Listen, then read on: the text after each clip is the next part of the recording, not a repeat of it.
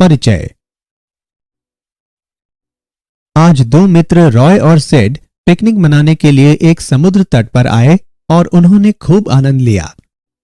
यह तट प्राकृतिक सुंदरता से भरपूर है और मैं इस प्रकार की दृश्यावली बहुत पसंद करता हूं। रॉय, वहां उठती उन ऊंची समुद्री लहरों को देखो, कितनी आकर्षक लग रही हैं, है ना? हाँ, वे तो आश्चर्यजनक हैं। लेकिन क्या तुम्हें पता है कि ये समुद्री तरंगे किस परिघटना का अनुसरण करती हैं? नहीं, क्या तुम मुझे बता सकते हो? हाँ, क्यों नहीं। ये समुद्री लहरें दोलन करती हैं।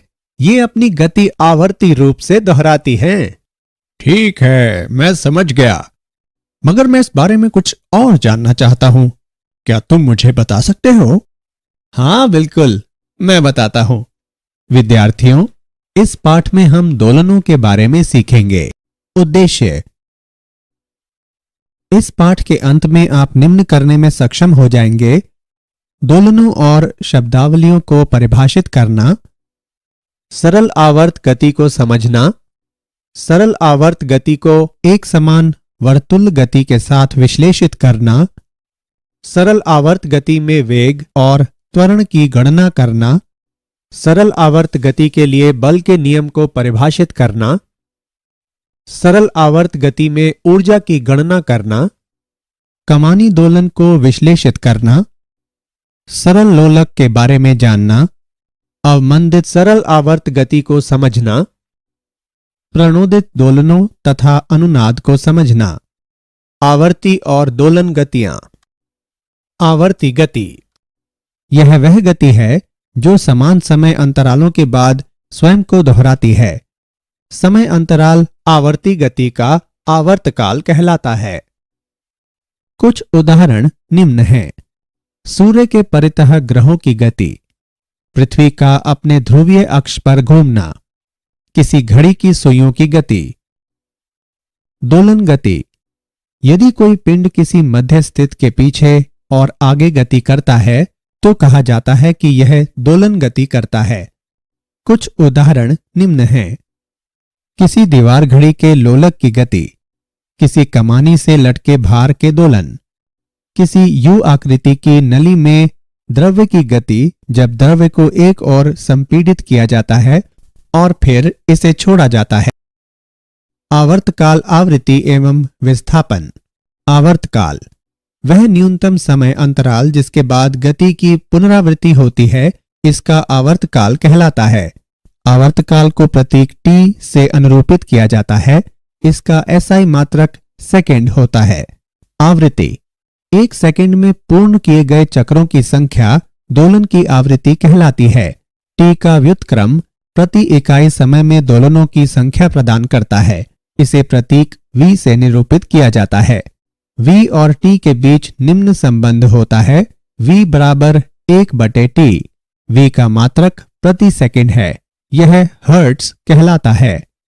विस्थापन को किसी भी विचारणीय भौतिक गुण में समय के साथ परिवर्तन के रूप में परिभाषित किया जाता है। आइए एक उदाहरण देखें। माना कि कोई गुटका ऐसी कमानी से जुड़ा है जिसका दूसरा सिरा किसी दृढ़ दीवार से संबद्ध है। गुटका घर्षणहीन पृष्ठ पर चलता है। गुटके की गति को दीवार के विस्थापन x के रूप में वर्णित किया जा सकता है। सरल आवर्त गति।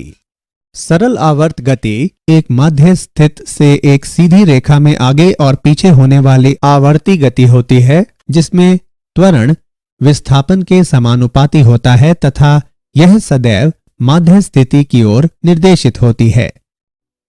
एक कण पर विचार करें जो सीमाओं +a और -a के बीच एक x अक्ष के मूल पर आगे और पीछे दोलन करता है। यह सरल आवर्त गति है। यदि मूल से कण का विस्थापन x समय के साथ निम्नानुसार परिवर्तित होता है: xt बराबर a cos omega t plus phi, जहां a बराबर आयाम, ओमेगा बराबर कोणीय आवृत्ति, phi बराबर कला नियतांक। SHM में विस्थापन समय का एक ज्यावक्रिय फलन होता है: सरल आवर्त गति तथा एक समान वर्तुल गति। सरल आवर्त गति एक समान वर्तुल गति का उस वृत्त के व्यास पर प्रक्षेप होती है जिसमें यह वर्तुल्य गति हो रही है। आइए बेहतर विश्लेषण के लिए एक उदाहरण देखें। एक गेंद को किसी डोरी के सिरे से बांधकर क्षैतिज तल में उसे किसी निश्चित बिंदु से परितः अचर कोणीय चाल से गति कराएं। तब गेंद क्षैतिज तल में एक समान वर्तुल गति करेगी। अपनी आंख को गति के तल में केंद्रित करके तिरछी ओर से या सामने से गेंद का अवलोकन करें। गेंद एक क्षैतिज रेखा के अनुदिश इधर उधर गति करती प्रतीत होगी, जिसमें घूर्णन का बिंदु मध्य बिंदु होगा। इसके विकल्प रूप में आप वृत्त के तल के लंबवत गेंद की परछाई को किसी दीवार पर भी देख सकते हैं। इस प्रक्रिया में हम जो कुछ अवलोकन करते हैं वास्तव में वह हमारी दृष्टि की दिशा के अभिलंबवत व्यास पर गेंद की गति होती है। सरल आवर्त गति में वेग तथा त्वरण। एक समान आवर्त गति में एक कण की चाल v इसकी कोणीय चाल ओमेगा गुने वृत्त a की त्रिज्या है। v बराबर ओमेगा a। t समय पर वेग v की दिशा वृत्त की स्पर्श रेखा के अनुदिश उस बिंदु पर जहां उस क्षण में कण स्थित है। प्रक्षेप कण का वेग निम्नानुसार व्यक्त है। v ऑफ t बराबर minus omega a sine omega t plus phi. यहां ऋणात्मक चिन्ह इंगित करता है कि v ऑफ t की दिशा x अक्ष की धनात्मक दिशा के विपरीत है। SHM करने वाले एक कण का तात्क्षणिक त्वरण संदर्भ वृत्त विधि से निर्धारित किया जा सकता है।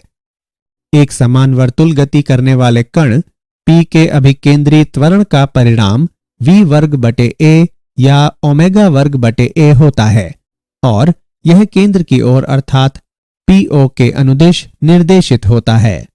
प्रक्षेप कण P डैश का तात्क्षणिक त्वरण निम्न द्वारा व्यक्त है।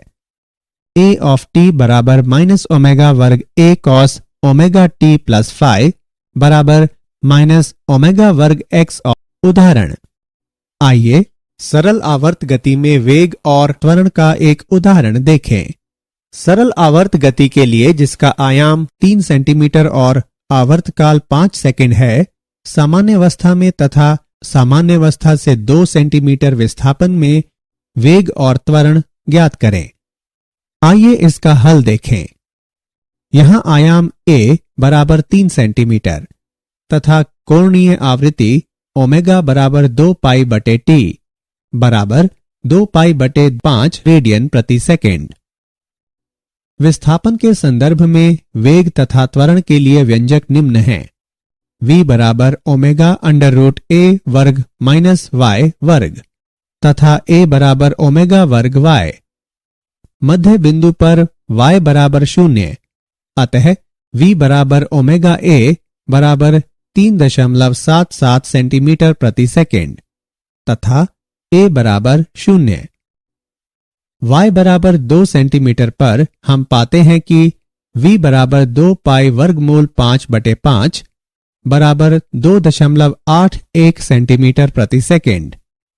a बराबर ओमेगा वर्ग y बराबर 2 पाई बटे 5 वर्ग गुणा 2 बराबर 3.16 सेंटीमीटर प्रति सेकेंड वर्ग। सरल आवर्त गति के लिए बल नियम। सरल आवर्त गति में m द्रव्यमान के कण पर कार्य करने वाले बल की गणना करने के लिए हम न्यूटन के गति के द्वितीय नियम का तथा सरल आवर्त गति करने वाले कण के त्वरण हेतु व्यंजक का उपयोग करते हैं। f ऑफ t बराबर ma।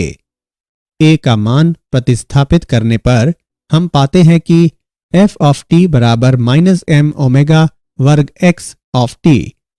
f ऑफ t बराबर माइनस के x ऑफ t, यहाँ k बराबर m ओमेगा वर्ग, ओमेगा बराबर अंडर रूट k बटे m।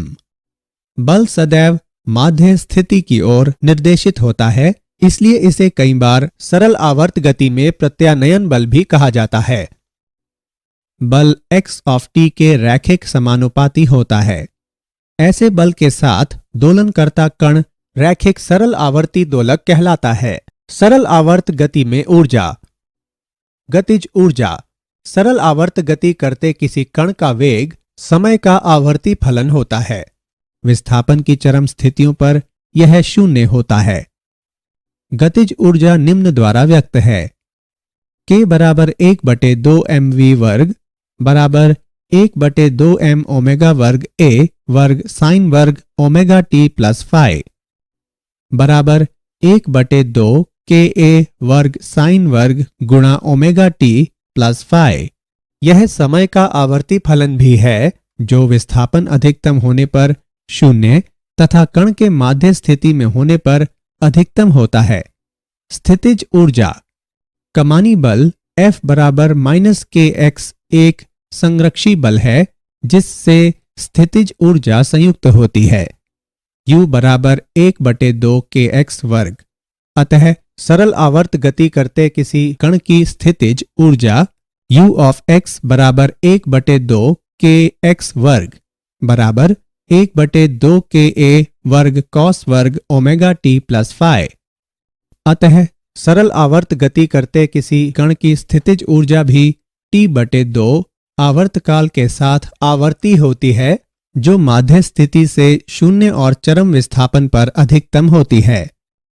कुल ऊर्जा निकाय की कुल ऊर्जा E बराबर U प्लस K बराबर 1/2 ka वर्ग साइन वर्ग omega t plus phi plus 1/2 ka वर्ग कॉस वर्ग ओमेगा t प्लस फाई बराबर 1/2 ka वर्ग। अतः सरल आवर्ती दोलक की कुल यांत्रिक ऊर्जा समय से स्वतंत्र होती है। कमानी के दोलन M संहिति का एक गुटका जो रैखिक सरल आवर्ती दोलक है एक कमानी से जुड़ा है। गुटका घर्षण रहित पृष्ठ पर गति करता है। गुटके को खींचकर या धक्का देकर छोड़ दिया जाने पर यह सरल आवर्त गति करता है। हुक के नियम के अनुसार निकाय को विरूपित किए जाने पर उस पर प्रत्यानयन बल लगता है। इस बल का परिणाम विरूपण अथवा विस्थापन के अनुक्रमानुपाती होता है और यह विपरीत दिशा में कार्य करता है। किसी समय t पर यदि गुटके का किसी माध्य स्थिति से विस्थापन x है तो गुटके का कार्य करने वाला प्रत्यानयन बल Fx बराबर -kx। यहाँ k कमानी स्थिरांक है। किसी कठोर कमानी के लिए k का मान अधिक तथा किसी मुलायम कमानी के लिए k का मान कम होता है। निकाय के लिए कोणीय आवृत्ति निम्न द्वारा व्यक्त है। ओमेगा बराबर √k/m तथा दोलक का आवर्तकाल निम्न द्वारा दिया गया है।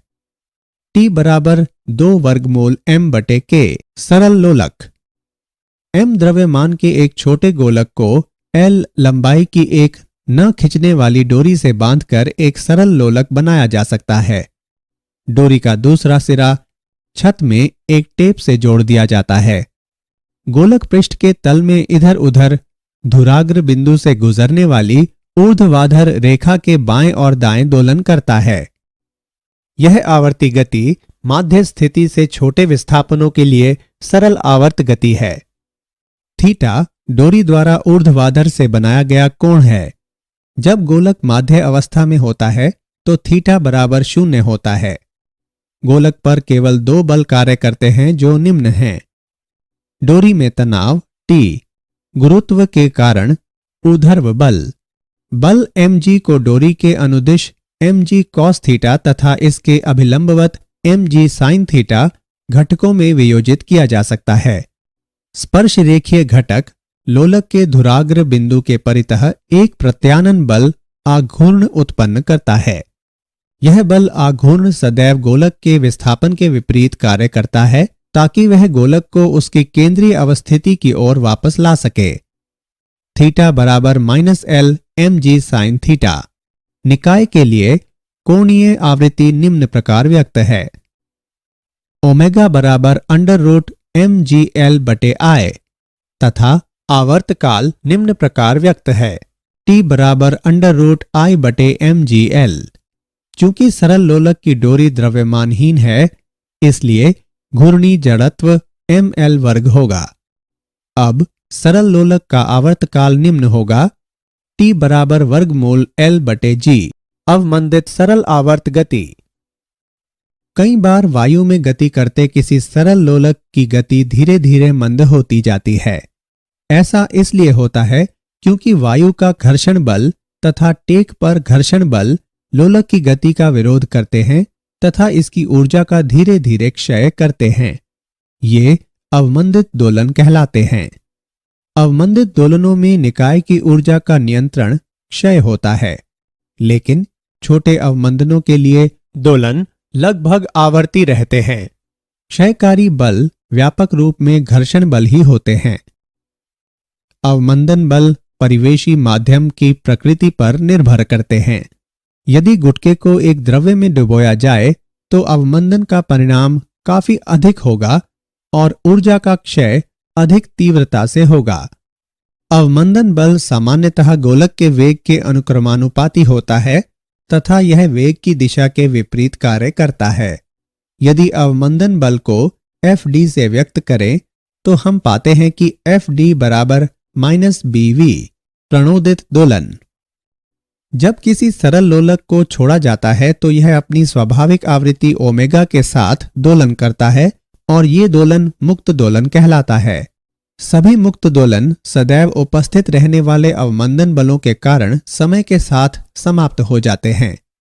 जब कोई बाह्य बल दोलनों को बनाए रखता है तो ये दोलन परिचालित या प्रणोदित दोलन कहलाते हैं। बाह्य बल स्वयं आवर्ती होता है जिसकी आवृत्ति ओमेगा डी परिचालित आवृत्ति कहलाती है। निकाय अपनी प्रवृत्ति आवृत्ति ओमेगा के साथ दोलन नहीं करता बल्कि बाह्य बल की आवृत्ति ओमेगा डी के साथ दोलन करता है। अनुनाद परिचालक आवृत्ति का वस्तु के दोलन के प्राकृतिक आवृत्ति के बराबर होने की स्थिति में दोलन के आयाम के अधिकतम होने की परिघटना को अनुनाद कहते हैं। आइए इसे एक उदाहरण से समझें। विभिन्न लंबाइयों के 5 सरल लोलक एक ही डोरी से लटकाए गए हैं। लोलकों 1 और 4 की लंबाइयां बराबर हैं तथा अन्य की लंबाइयां भिन्न हैं। अब हम लोलक 1 को गतिमान करते हैं। संबद्ध डोरी से होकर ऊर्जा उस लोलक से अन्य लोलकों को स्थानांतरित होती है जिसके फलस्वरूप वे भी दोलन करने लगते हैं। परिचालन बल संबद्ध डोरी द्वारा प्रदान किया गया है। इस बल की आवृत्ति लोलक 1 के दोलन की आवृत्ति के समान होती है।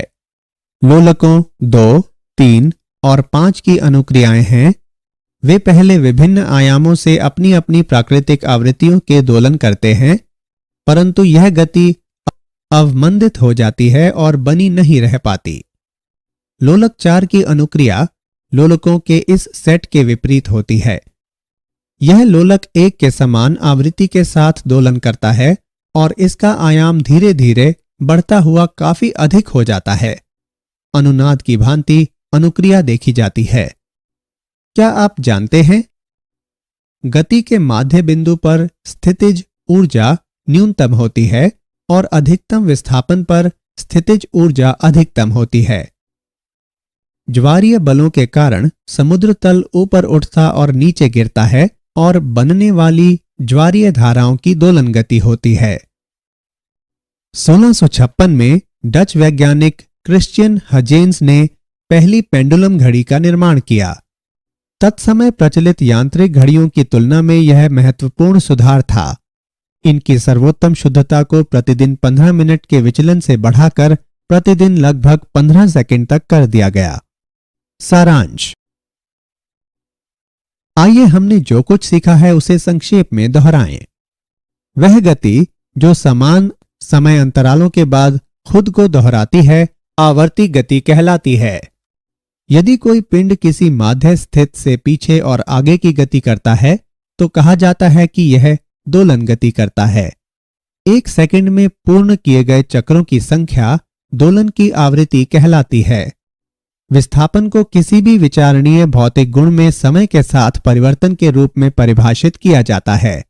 सरल आवर्त गति एक माध्य स्थिति से एक सीधी रेखा में आगे और पीछे होने वाली आवर्ती गति होती है जिसमें त्वरण विस्थापन के समानुपाती होता है तथा यह सदैव माध्य स्थिति की ओर निर्देशित होती है। सरल आवर्ती दोलक की कुल यांत्रिक ऊर्जा समय से स्वतंत्र होती है। जब किसी सरल लोलक को छोड़ा जाता है तो यह अपनी स्वाभाविक आवृत्ति ओमेगा के साथ दोलन करता है और ये दोलन मुक्त दोलन कहलाता है। परिचालक आवृत्ति का वस्तु के दोलन के प्राकृतिक आवृत्ति के बराबर होने की स्थिति में दोलन के आयाम के अधिकतम होने की परिघटना को अनुनाद कहते हैं।